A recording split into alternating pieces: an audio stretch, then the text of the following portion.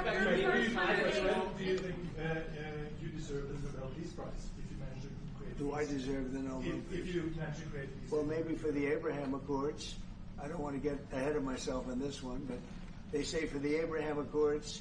And by the way, speaking of that, we're going to be filling it up. A lot of countries want to come into the Abraham Accords. You know, we have 4.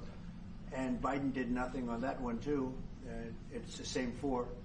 But they're great countries, and they were brave doing it, and it's worked out very well. And we're going to be filling up the Abraham Accords. They're going to be, I think, filling it up very rapidly. Mr. President, could you say something about that? There's great, enormous opportunity to grow the Abraham Accords. But I would just point to one thing.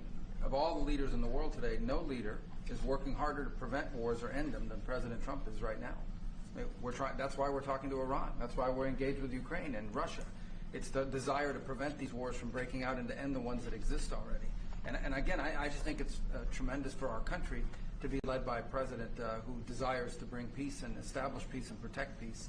So it's hard work. Mr. President, you know, Marco just mentioned something that maybe we should talk about for just a second, if we could, Mr. Prime Minister. And you're involved in it too, because you've been involved in the world and peace.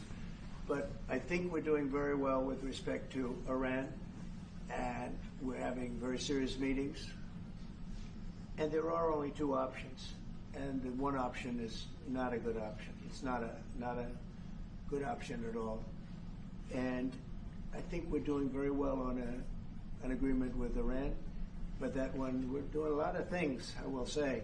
But that one is well on its way. We could have a very, very good decision, and a lot of lives will be saved. Mr. President, how would you